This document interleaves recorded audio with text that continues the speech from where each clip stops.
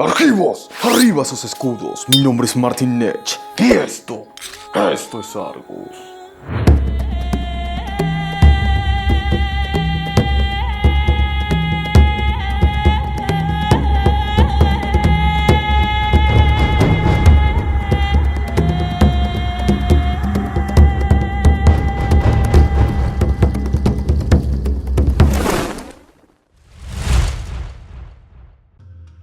A lo largo de estos encuentros hemos visto varios ejemplos de los celos de Hera, quien, harta de las constantes infidelidades de Zeus, acosaba, torturaba o mataba a las amantes de su esposo.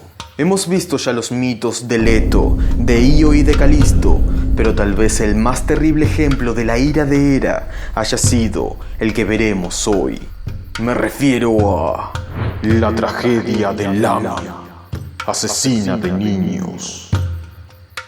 El primer semidios, Épafo, fruto de la violación de Zeus a Io, había tenido con la Naya de Menfis dos hijas, Livia y Lysianassa.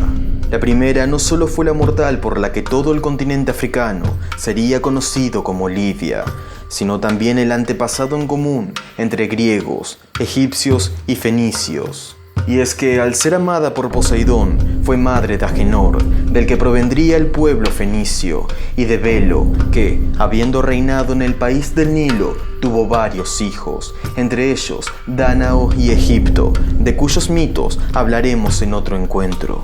Pero Livia y Poseidón también engendraron a una niña de la que poco se ha hablado y que al crecer se convirtió en una mujer de extraordinaria belleza, comparable solo con las diosas del cielo. Su nombre era Lamia.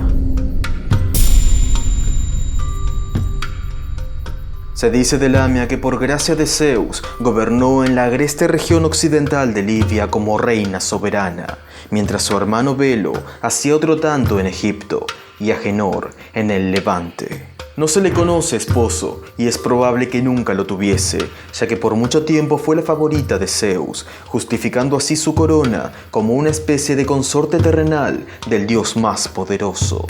El rey del Olimpo, de hecho, acudió a su lecho en reiteradas ocasiones, concibiendo con ella numerosos hijos. Algunos dicen que tuvo 3 y otros que 5 fueron sus hijos habidos con el dios. Sin importar su número, Lamia amó con locura a todos y cada uno de ellos, educándolos y criándolos para que fuesen nobles, justos y virtuosos, dignos de su padre inmortal. Pero la dicha de Lamia no duraría para siempre, y pese a que Zeus intentó por todos los medios ocultar sus devaneos con ella, la diosa Hera terminó descubriendo esta nueva infidelidad. Las fuentes difieren ligeramente sobre el castigo de Lamia, pero en todas se cuenta que terminó siendo convertida en un monstruo terrible, en un híbrido entre víbora y mujer.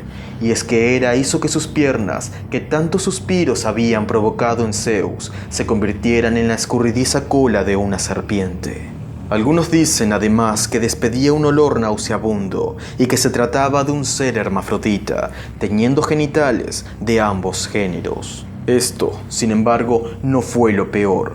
En cuanto Lamia vio en lo que se convertía, el horror y la locura le invadieron por completo, y desconociendo a sus propios hijos, los hijos que tanto había amado y criado con devoción, los asesinó a sangre fría, despedazando sus cuerpos.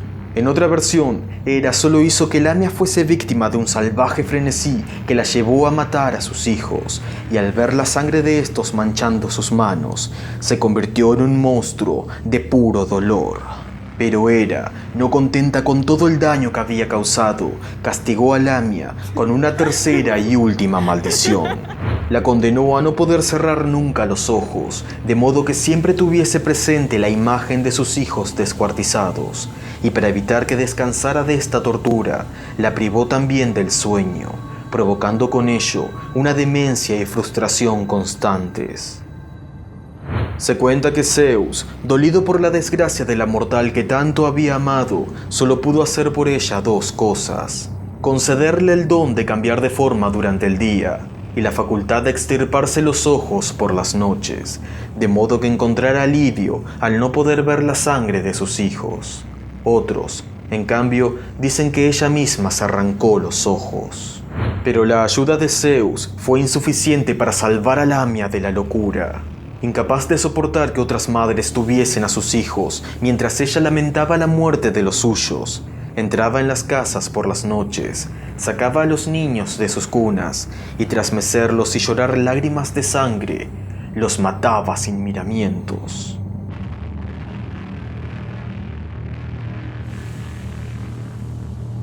Algunos dicen que las madres cuyos hijos habían sido asesinados por Lamia, debido al dolor, se convertían a su vez en mujeres serpiente, dando origen a una plaga de estas criaturas que habitaron en África y que los antiguos conocieron simplemente como lamias o fieras líbicas. En una versión minoritaria que intenta explicar el mito, se cuenta que Lamia era una reina de Libia que perdió a todos sus hijos ni bien nacían, lo que la volvió cruel y malvada. Celosa de otras mujeres, ordenó a sus soldados que arrebataran a sus hijos de sus brazos y los mataran, con lo que se ganó su fama de reina monstruosa y asesina. Fuera como fuese, las atrocidades de Lamia terminaron por devastar el reino de Libia, y Zeus, avergonzado quizá por todo el daño que estaba causando, se la llevó a Italia o bien a la Fócida. Con el tiempo, la figura de Lamia se volvió la criatura asustaniños por antonomasia en la antigua Grecia, aunque ciertamente no era la única, ya que también estaban Mormo y Gelo. Solo tardíamente el concepto de Lamia comenzó a tener connotaciones similares a la de una empusa, una especie de vampiresa que seducía a los hombres para beber su sangre y luego matarlos.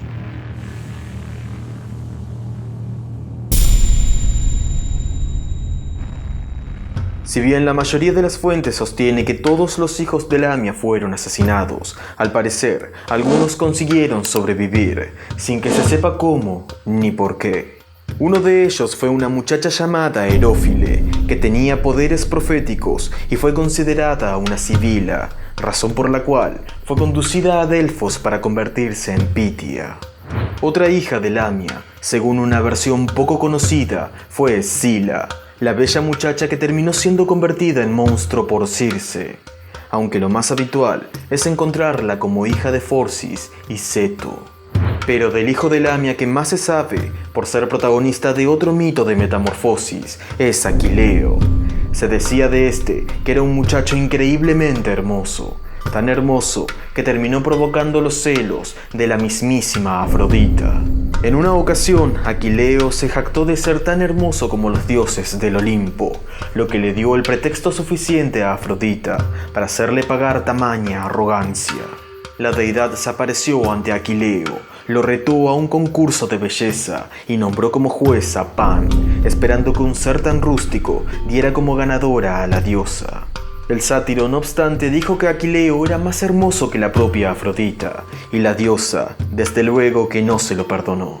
Por medio de Eros, Afrodita hizo que Pan se enamorara perdidamente de la ninfa Eco, de modo que su amor fuese siempre infructuoso, ya que nunca podría alcanzar su voz.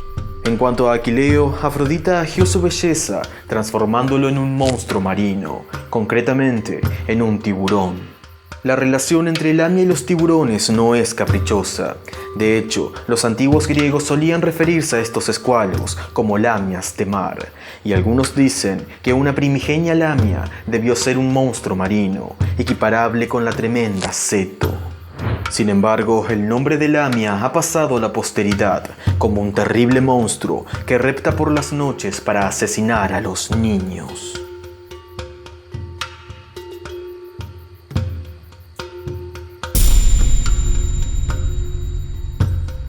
Sobre el final de Lamia existen varias versiones. Para unos fue llevada a alguna parte cerca de Italia, a una región que por ella sería llamada Lamos, la misma región que luego poblarían los terribles lestrigones que Odiseo encontró. Para otros se trataba del monstruo mataniños que Apolo envió para castigar a los argivos por la muerte de su hijo tenido con Psámate, monstruo que, dependiendo de las fuentes, sería llamado Poine y, como hemos visto, sería asesinado por el héroe Córebo. Pero existe una tercera versión que la relaciona con un terrible monstruo que vivía en una gruta en el monte Sirfis y que asolaba los campos de Crisa, cerca de Delfos. Se dice que esta criatura era una lamia, o bien la lamia original, aunque los lugareños la conocieron más bien con el nombre de Síbaris. Se cuenta que los habitantes de Crisa, hartos de que esta criatura asesinara a sus hijos y torturara a sus hombres, decidieron abandonar el país y recurrieron al oráculo para saber a dónde ir. La Pitia, sin embargo, les prohibió que se fueran y en cambio les dijo que propiciaran a la criatura con un sacrificio humano. Los crisios acataron los designios del oráculo y echaron a suertes quién sería la víctima expiatoria que entregarían al monstruo. El desdichado fue un joven apuesto llamado Alcioneo, a quien coronaron de laurel y condujeron en procesión hasta la gruta de Lamia. Justo antes de emprender el ascenso a la cueva, un paria de Tracia llamado Euríbato, hijo de Eufemo, se topó con la procesión y lleno de curiosidad preguntó quién era ese joven coronado con laurel y qué hacían con él. Cuando le contaron la historia, Euríbato sintió pena por Alcioneo, de quien además se había enamorado. Hizo detener la procesión, le quitó la corona de la cabeza al muchacho y tras colocársela a sí mismo, se ofreció como sacrificio en lugar de Alcioneo. Los sacerdotes aceptaron esta sustitución como una intervención divina y acompañaron a Euríbato hasta la gruta del monstruo. Una vez allí, el tracio no esperó a que la criatura saliera a matarlo, sino que, lleno de eufórico valor, tomó una antorcha y se adentró corriendo en la oscuridad de la cueva. Halló a Lamia dormida, la agarró por su cola de serpiente y la arrastró al exterior, donde forcejeó con ella hasta empujarla por un risco. Lamia cayó de una gran altura hasta darse la cabeza contra las murallas de Crisa, encontrando así la muerte. Se cuenta que allí donde su cuerpo se desplomó, brotó una fuente que los crisios llamarían Síbaris. Y aquí termina el mito de hoy. En nuestro próximo encuentro veremos uno de los relatos más importantes de la mitología griega, el castigo de las Danaides. Si les gustó el contenido, háganmelo saber con un like, comentando aquí abajo o compartiéndolo en sus redes. Suscríbanse al canal y recuerden, Troya arde, hoy y siempre. Yo soy Martin Nech, Kairet.